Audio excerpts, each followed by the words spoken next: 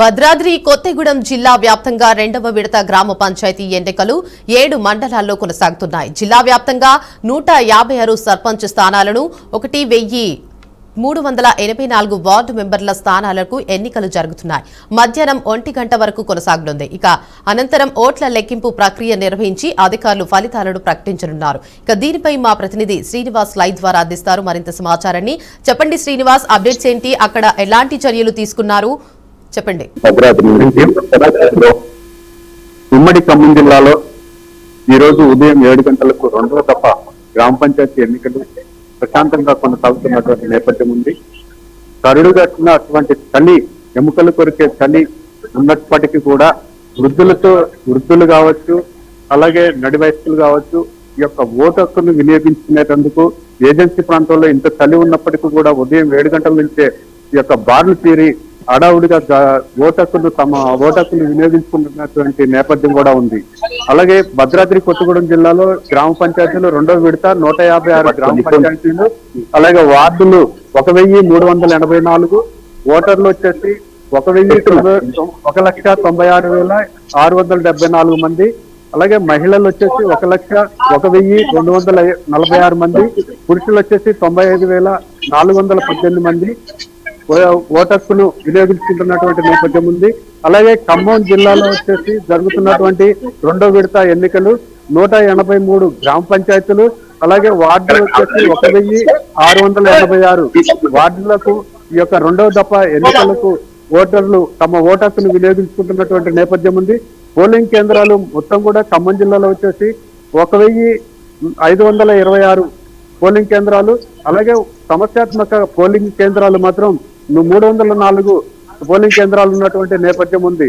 ఈ యొక్క పోలింగ్ కేంద్రాల వద్ద 144 సెక్షన్ అమల్లో చేస్తూ, అలాగే ఏ విధమైన అసాంఘిక శక్తులు ఇక్కడ దగ్గరలో లేకుండా పోలీసు కట్టుదిట్టమైనటువంటి భద్రతా ఏర్పాట్ల నడుమ ఈ యొక్క రెండో దఫా ఎన్నికలు, గ్రామ పంచాయతీ ఎన్నికలు కొనసాగుతున్నటువంటి నేపథ్యం ఉంది. అయితే ఈ పోలింగ్ ఎన్ని గంటల వరకు సాగనుందంటారు? ఉదయం 7 గంటలకు ఈ యొక్క పోలింగ్ కేంద్రాల వద్ద ఓటర్లు తమ ఓటు హక్కును వినియోగించుకుంటున్నారు. అలాగే మధ్యాహ్నం 1 గంట వరకు ఈ యొక్క పోలింగ్ కొనసాగుతుంది. 1 గంట తర్వాత వచ్చేటువంటి వారిని ఏ విధంగా కూడా అనుమతించరు. 1 గంట వరకు క్యూ లైన్ లో ఉన్న వారు మాత్రం ఓటర్లు తమ ఓటు హక్కును వినియోగించుకునేటువంటి అవకాశం ఉంది.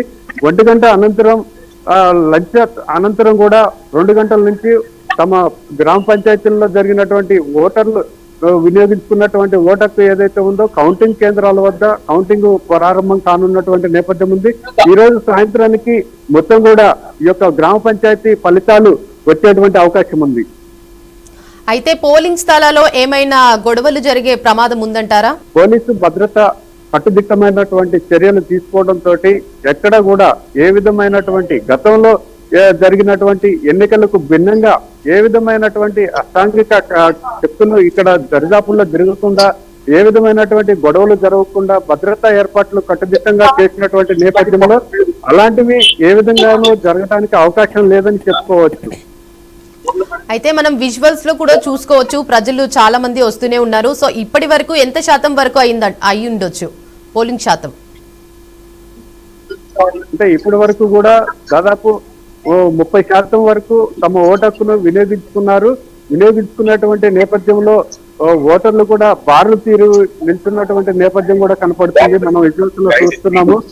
ఉదయం నుంచే గ్రామ పంచాయతీ ఎన్నికల ఓటర్లు ఎవరైతే ఉన్నారో 7 గంటల నుంచే బార్లు తీరు నిల్చున్నటువంటి నేపథ్యం కూడా కనపడుతుంది మనకి.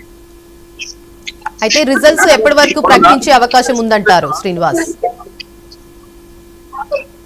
ఫలితాలు అంటే కౌంటింగ్ కేంద్రాలు మధ్యాహ్నం 2 గంటల నుంచి ప్రారంభమై అనంతరం సాయంత్రం 4-5 గంటల వరకు పంచాయతీ ఎన్నికల్లో పోటీ చేసినటువంటి అభ్యర్థుల జాతకాలు బయటపడేటువంటి అవకాశము కనపడుతుంది.